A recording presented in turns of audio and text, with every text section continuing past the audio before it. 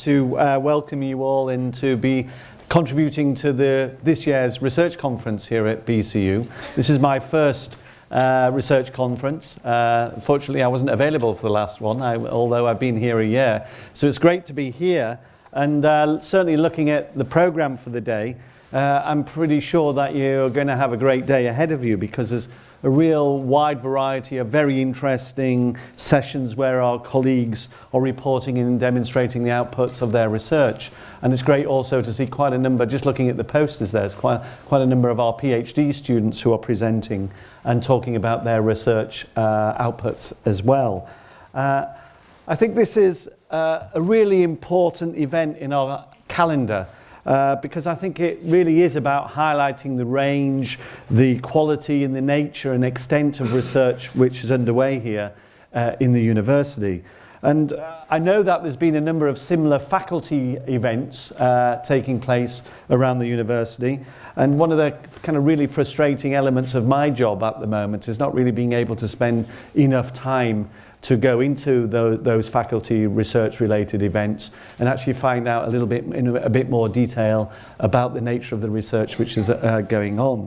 So attending an event like this, and I'll be sort of ducking in and out of the conference throughout the day, participating hopefully in a number of the sessions, because it's a really good way for me to get a good idea of the breadth and the range and the kind of depth of research which is taking place in the university, because it certainly helps me to understand it and actually enables me, when I'm engaging more externally, to be able to promote a lot of the ideas that are emerging through your research. Of course, the timing of this conference comes at a fairly important and momentous time following the recent submission of our REF return, which of course went off at the end of November, and I know many of you will have been included in that. I'm certainly feeling very optimistic about our submission, because when you compare it to the 2008 return, we will have increased the number of units of assessment that we're submitting to from 7 in 2008 to 11, with new entries in 4 areas: in health, in computing, in media in particular. And of course we have increased the number of FTEs by over 40% that we've submitted as well, from just under 70 in 2008 to 122 with a head count of 151. So that's a pretty impressive submission for a university of our nature. And of course we have increased our mean quality threshold for every unit of assessment, and we hope improve our institutional grade point average as a whole. So in all, certainly all of the indicators are showing a much stronger return than the RA 2008, and that's what you would want to see. You would want to see some progression, some improvement between research assessment exercises to the research excellence framework, and we've done that. We've also submitted over 440 journal articles, book chapters, books, exhibitions, compositions, digital media, and so on. So huge van loads of information has been sent down to HEFGE, where the research offices actually, the REF offices actually are. So clearly an improvement on all of the key metrics for REF, and I hope as a result, and we have to wait, I know, for another year until we get the result of REF, but I'm pretty sure that we will get a good result which will lead to enhancing the reputation of BCU and bring real positional value to BCU as a result of our, I hope, high quality return, which I'm hoping will position us within the top 10% of what many of us call modern universities, i.e. the non-research intensive universities. I'm sure we'll be up there, and that's down to your good work. Once, of course, the submissions, now the submission's gone off, I'm afraid it's not that we have to take the foot off the gas.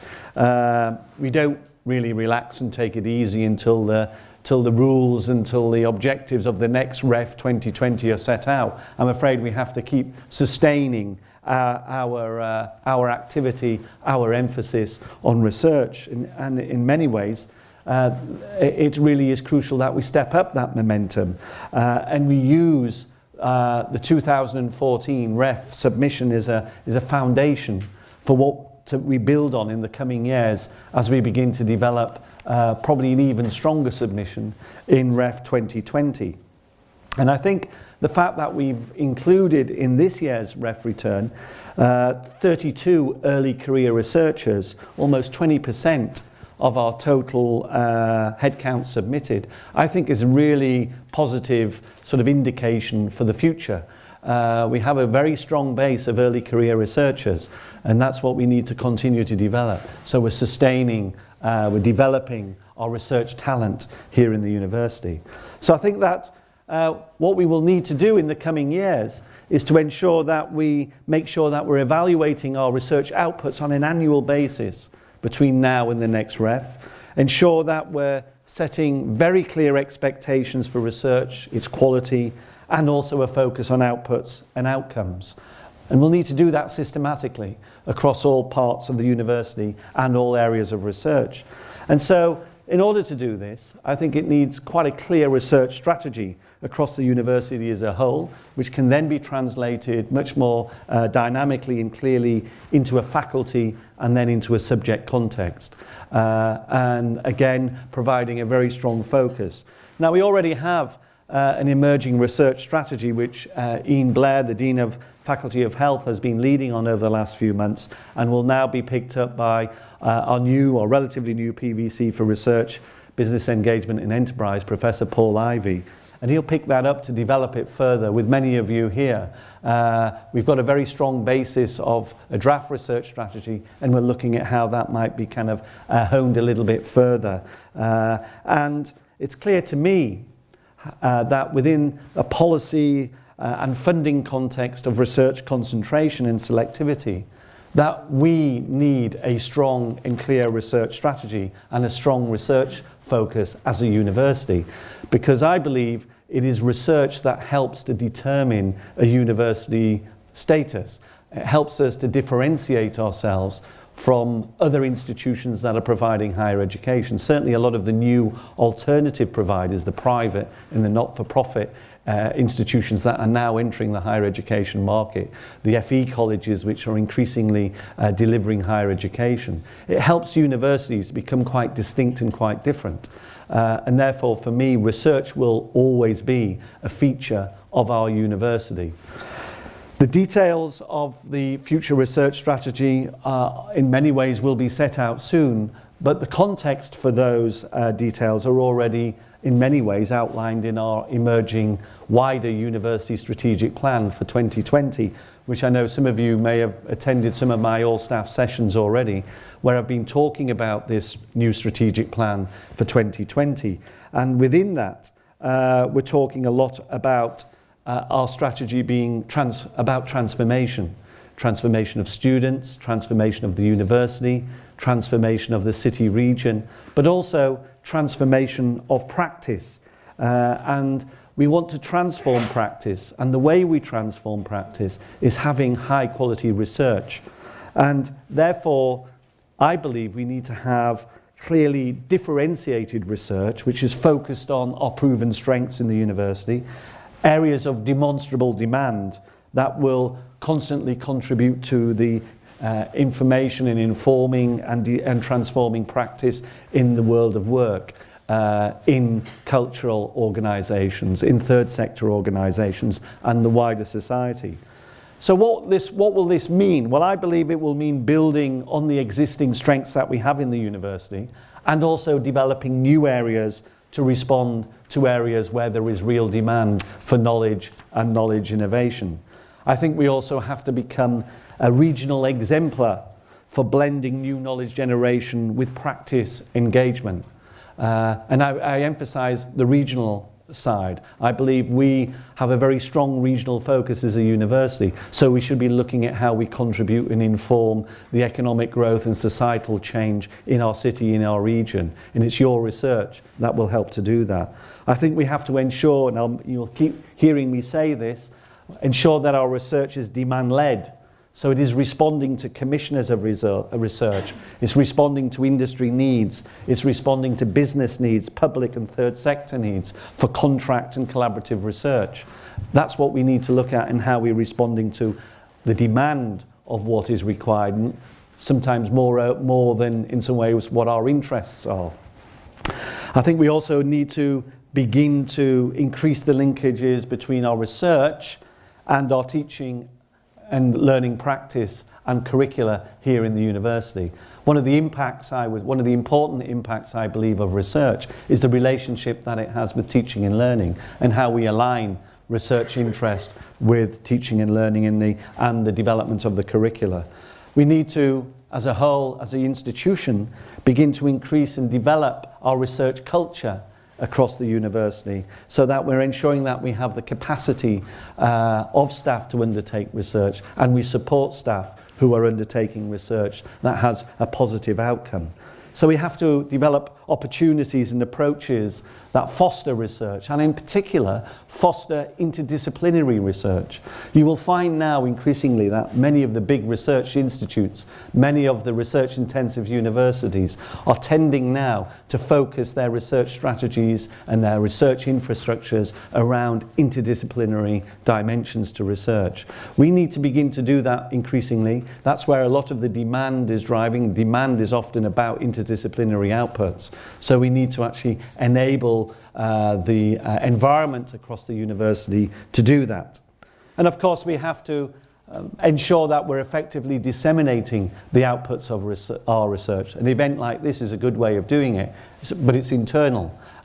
We need to think about how we are improving the dissemination of our outputs externally and demonstrating the research profile that we have as a university. And as a result of all of that, I think that it will create the conditions, create the environment, create the profile for driving our research agenda over the next few years. And I think we will have to set some specific targets around that as well. And some of those targets need to be ambitious, but also achievable. And that's what we need to do, is have a clear sense of direction of travel for our research strategy. Therefore, I see research as relevant, applied, practice-based research which is really increasing our profile and focus across the university in the coming years. But it has to be done in a focused and concentrated way. It's clear that the wider funding environment to support our research is going to be extremely challenging.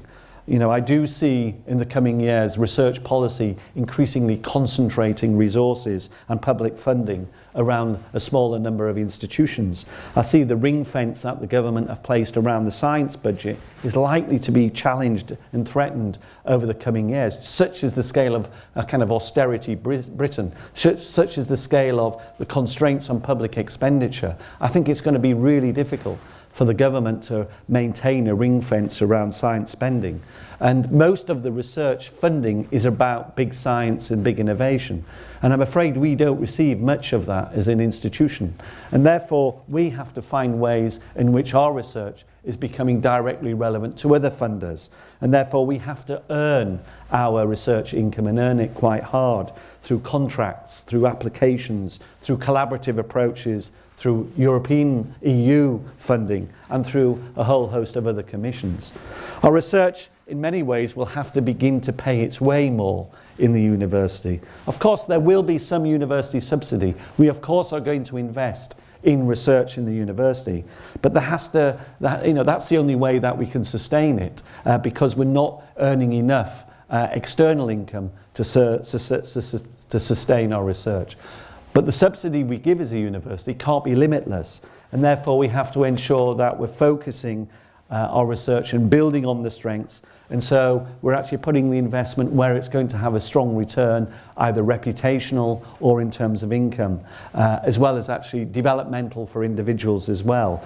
So we have to align where our research strengths are and also builds new strengths in new areas. And I don't think we should be afraid of forming new research centres and new research themes where there is a proven demand externally, and we build something new around that, again, to position ourselves. Because I believe that a lot of our research has to connect with both the economic and societal change and growth that needs to take place in Birmingham and the wider region, and in some cases more internationally.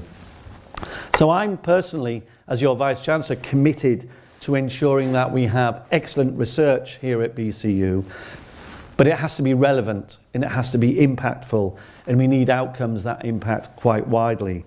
But that's down to you, and our excellence in research is very much down to you and your colleagues. You are our research talent. You're the knowledge generators. You're the ones who are making the connections with external organisations and driving our research in their direction. And you're the ones who are going to provide the outcomes and the impact.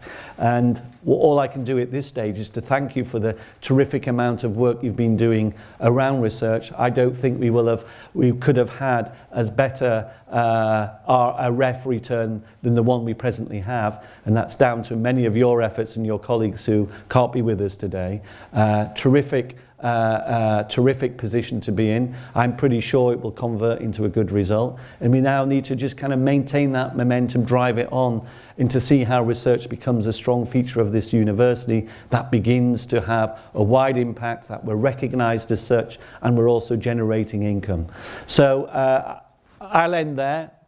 Lots of really interesting sessions. I'm looking forward to the rest of today, and have a great day, and I'll hand over who's going to chair the next session. Thanks very much.